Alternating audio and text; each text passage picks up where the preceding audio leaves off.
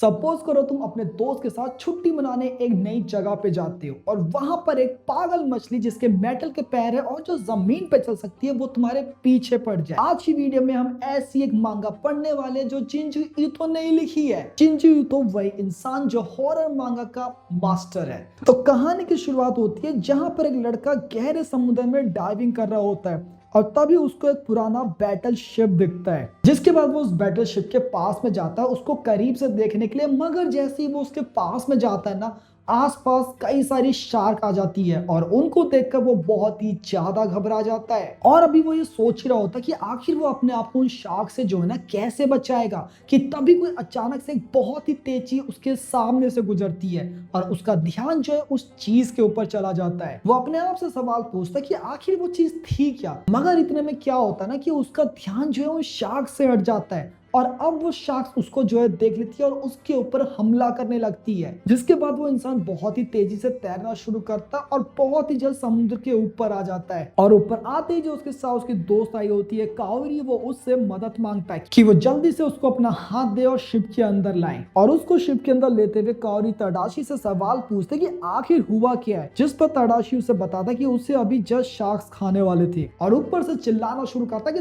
तुमको तो मैं देख लूंगा बाद में। और इसके बाद तडाशी काओरी को बताता है कि इससे पहले शार्क उसके ऊपर हमला करने वाली थी ना, कोई अजीब सी चीज उसके पास से बहुत तेजी से गुजरी थी और वो मछली तो बिल्कुल नहीं थी। जिसके बाद काओरी तडाशी से कहती है कि उसको वापस जो है घर जाना है, जिस पर तडाशी उससे पूछता है कि क्या वो ठीक है, जिस पर काओरी उसको बताती है कि नहीं, उसको समुद्र की स्मेल से बहुत ज्यादा दिक्कत हो रही है। जिस पर तडाशी हामी भरते हुए कहता है कि हाँ, तुम्हारी वैसे भी बहुत ही ज्यादा सेंसिटिव स्मेल है। और इसके बाद वो दोनों समुद्र से वापस आने लगते हैं और जब वो समुद्र से वापस आ रहे होते हैं ना, तो वो फिश मार्केट से होते हुए गुजरते हैं, जहाँ पे फिर से काओरी को इरिटेशन होनी स्टार्ट हो जाती है।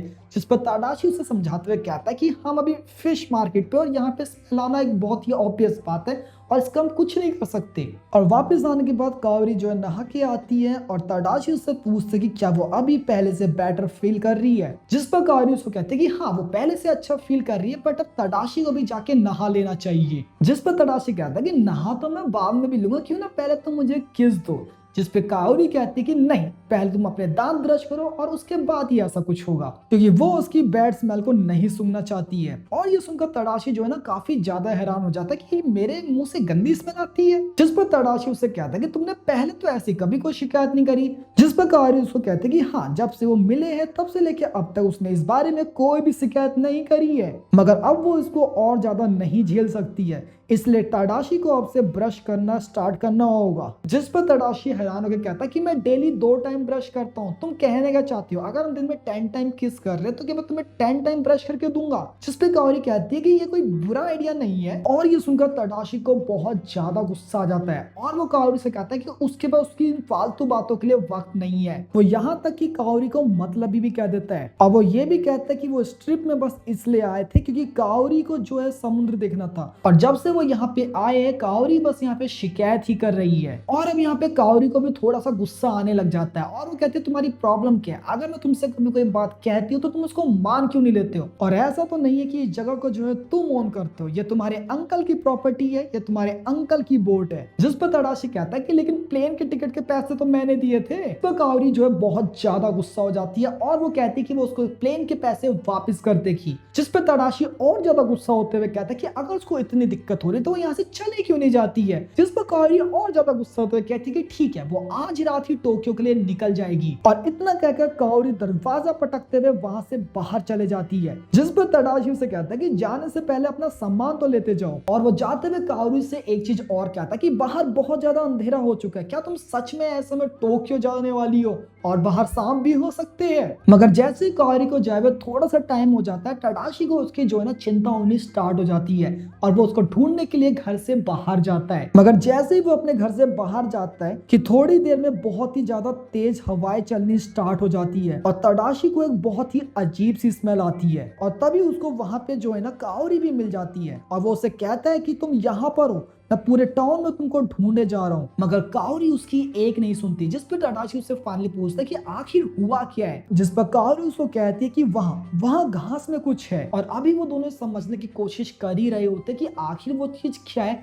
कि तभी बहुत ही तेजी से वो चीज उनके सामने से गुजर जाती है। और जिस स्पीड से वो भागी थी, तडाशी को लगता है कि हो सकता है शायद वो एक बिल्ली हो, क्योंकि सांप तो इतनी तेजी से कभी नहीं भाग सकता। मगर काओरी यहाँ पे पूरी तरीके से डर जाती है। वो कहती है कि उसको यहाँ से बाहर जाना है, और साथ ही उसको बहुत ही ज्यादा गंदी स्मेल आ रही थी। और तडाशी भी स्मेल को जो है ना बहुत ही आसानी से सूंघ पा रहा था। ये स्मेल बिल्कुल ही सड़े हुए कूड़े जैसी थी। और इसके बाद फिर दोनों वापिस से अपने घर पे जाते हैं, और वापिस आने के बाद काओरी जो है दोबारा से नहाने चले जाती है। तो वहीं तडाशी को अभी भी वो स्मेल लगातार आए जा रही थी। और जैसी काओरी नहा के वापस आती है ना, वो कहती है कि उसको अभी भी ये स्मेल आ रही है। जिस पर तडाशी कहता है हाँ, वो भी स्मेल को अभी सूंघ पा रहा है, और ये स्मेल पूरे घर पे फैल चुकी है। जिस पे काओरी उसको ना कुछ करने के लिए कहती है, जिस पे तडाशी कहता है कि आखिर वो क्या ही कर सकता है। जिस पर काओरी उसे कहती है कि मुझे नहीं पता, मार्केट जाओ, रूम फ्रेशनर लेकर आओ, पर ये स्मेल हटाओ यहाँ से। जिसके बाद तडाशी जो है मार्केट में जाता है रूम फ्रेशनर लेने के लिए।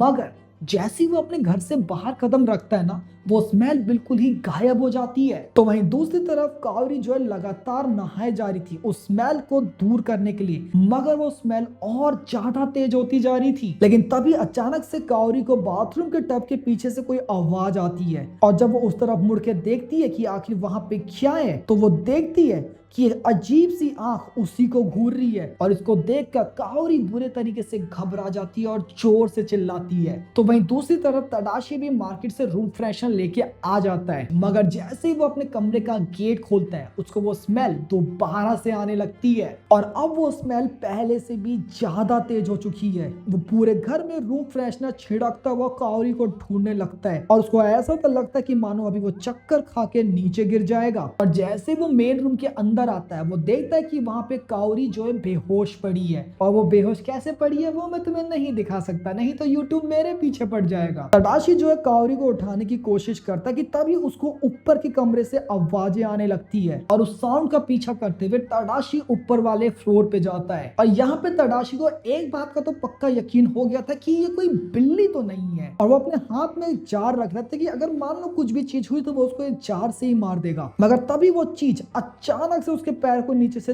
भागते हुए जाती है, और जैसी वो चीज दीवार के कोने पे पहुंचती है ना, तडाशी बिना समय गवाए उसको मेज से कुचल देता है। और उसको कुचलने के बाद जब वो देखता है कि आखिर वो चीज है क्या, तो वहां पर उसको एक मछली दिखाई देती है। एक ऐसी मछली जिसके मेटल्स के पैर है, और वो उसी को घूर रही थी। और यहाँ पे तडाशी के मन में भी वही सवाल आता है जो अभी मेरे मन में आ रहा है कि आखिर ये है क्या। और यहीं पे ग्योका चैप्टर 1 जो है ना वो खत्म हो जाता है। इस वीडियो को लाइक करो, मैं जल्दी तुम्हारे इसका सेकंड पार्ट भी लेके आऊंगा, और चैनल पे करना तो सब्सक्राइब भी कर देना। मैं मिलता हूँ जल्दी दूसरी वीडियो में, तब तक के लिए बाय।